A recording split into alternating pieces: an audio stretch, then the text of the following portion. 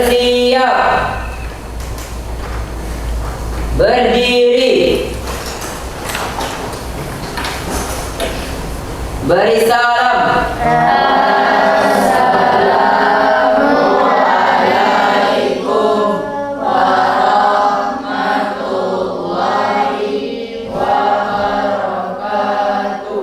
Waalaikumsalam warahmatullahi wabarakatuh. Baik, sebelum mulai pembelajaran, silahkan ketua kelas dipimpin teman-temannya untuk berdoa terlebih dahulu.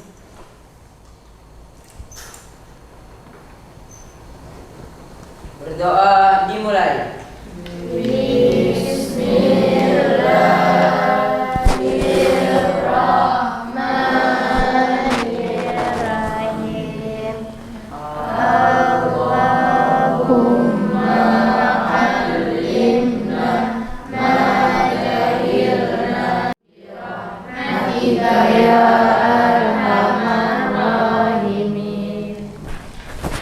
Baik, semoga dengan berdoa tadi pembelajaran kita hari ini berjalan dengan lancar dan penuh berkah. Amin. Nah, sebelum kita mulai pembelajaran, Umi mau cek dulu kehadirannya. Ketua kelas, bagaimana dengan kehadiran anggota kelasnya? Apakah semua hadir? Hadir. Baik, karena semuanya sudah hadir, hari ini kita akan mulai pembelajaran kita terus. Minggu kemarin kita sudah belajar tentang jarak, perpindahan, kelajuan, percepatan, dan kecepatan. Masih ingat nggak apa itu perpindahan? Masih ingat nggak apa itu perpindahan? Masih. Kalau jarak, apa itu jarak? Apa jarak? Apa itu jarak kemarin? Siapa yang tahu? Apa pengertian dari jarak? Apa itu pengertian dari jarak? Ada yang tahu? Ya, Nabila, silakan Nabila. Jarak adalah panjang lintasan yang ditempuh. Sedangkan perpindahan adalah jumlah lintasan yang ditempuh dengan memperhitungkan posisi awal dan posisi akhir benda. Iya, itu adalah pengertian dari jarak yang kita pelajari pada minggu kemarin. Nah, hari ini kita akan melanjut dari pembelajaran kita minggu kemarin. Besaran itu yang akan nanti kita bahas pada pertemuan kita kali ini, yaitu tentang gerak lurus beraturan. Sudah dibaca bahan ajar yang Umi bagikan? Sudah ya. Tujuan dari pembelajaran kita ialah melalui kegiatan percobaan dan diskusi, peserta didik dapat mendeskripsikan konsep gerak lurus beraturan dan gerak lurus berubah beraturan. Nah, nanti kita akan melakukan percobaan. Ada di bawah alat peraganya? Ada. Nah, tujuan pembelajaran kita yang kedua yaitu melalui kegiatan percobaan dan diskusi, peserta didik dapat menganalisis tentang perbedaan antara kelajuan dan kecepatan. Yang terakhir, melalui kegiatan percobaan dan diskusi, peserta didik dapat menghitung kelajuan kecepatan pada beberapa contoh kasus dengan menggunakan rumus GLB. Apa itu tadi GLB? Gerak lurus beraturan. Adapun sintak dari pembelajaran kita hari ini yaitu yang pertama ada stimulus. Nanti Umi akan mengajak anak-anak Umi untuk melihat video. Dari video itu nanti kalian akan mengidentifikasikan masalah. Apa sih masalah yang muncul dari video yang kalian nonton tadi? Baik, paham? Setelah identifikasi masalah ada pengumpulan data. Di sini kita akan melakukan percobaan GLB dengan alat peraga yang udah kalian bawa. Bisa dipahami? Bisa. Selanjutnya kita akan mengolah data. Dari percobaan yang kalian lakukan tadi, kalian mengamati tadi, kalian akan melakukan percobaannya, data yang kalian dapat, kalian tulis dalam tabel pengolahan data. Setelah itu ada pembuktian, nanti kalian akan mempresentasikan hasil dari kelompok kalian ke depan, dan bisa nanti diwakili dengan ketua kelompoknya. Paham? Paham. Baru kita sama-sama akan menarik kesimpulan dari pembelajaran kita hari ini. Nah, setelah alur kegiatan belajar, sekarang kita lihat apa lagi kegiatan kita. Nah, sekarang ada mekanisme penilaian. Di sini akan Umi nilai sikap kalian dalam pembelajaran, melakukan percobaan nanti itu akan dinilai. Bekerja sama dia, bernalar kritis, kayak mana cara kalian menyelesaikan soal yang ada di LKPD-nya, dan nggak saling kayak mana, jangan membiarkan ke teman yang lain yang mengerjakan, tetapi saling bekerja sama. Paham ya? Paham? Sekarang ada penilaian keterampilan. Bagaimana cara kalian menyiapkan alat dan bahan, mendeskripsikan pengamatan, melakukan percobaannya, kemudian mempresentasikan. Kalau misalnya nanti dia malu-malu dalam mempresentasikan, nilainya akan berkurang. Yang terakhir ada penilaian pengetahuan. Nanti ada di akhir pembelajaran ada soal. Silakan nanti dikerjakan. Nah, sekarang kerjakan soal pretest yang ada di papan. Silakan dikerjakan di buku latihan. Umi kasih waktu 3 menit untuk mengerjakannya. Sudah?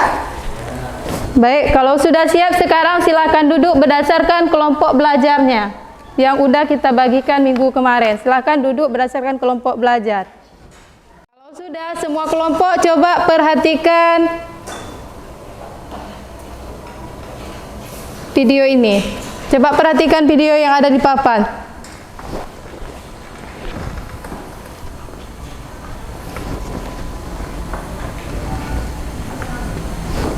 Semua kelompok silakan memperhatikan videonya.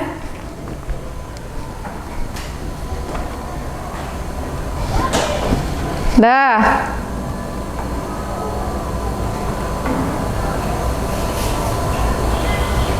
Nah, sekarang dari video yang kalian amati tadi, silakan tulis di LKPD-nya. Apa sih masalah yang muncul dari video yang kita nonton tadi? Silahkan, jangan lupa ditulis identitas kelompoknya, nama kelompok, anggota kelompoknya. Silahkan ditulis di kolom identifikasi masalah.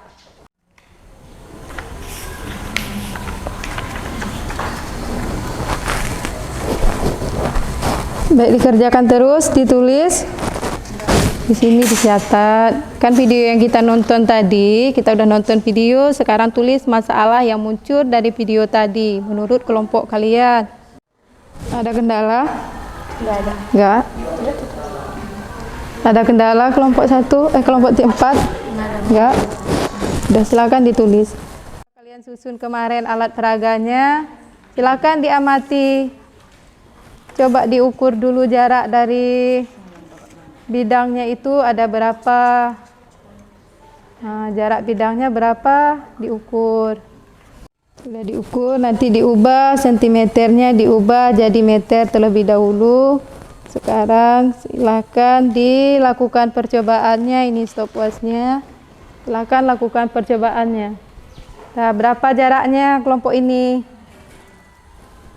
Dapatnya berapa?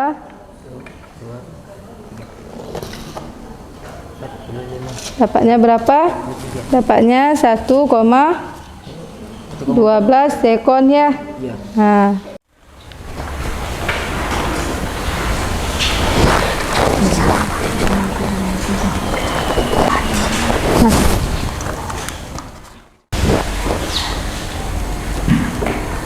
Kelompok 2 terlebih dahulu silakan presentasikan hasil kerja kelompoknya. Coba kelompok yang lain didengar, disimak presentasi dari kelompok 2. Kalau ada yang ingin ditanyakan, silakan ditanyakan. Saya berasal dari kelompok Hidaraboy, ingin mempresentasikan hasil diskusi kami yang telah kami pelajari tadi.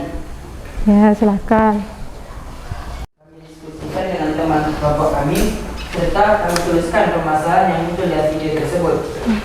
1. Kenapa mobil pertama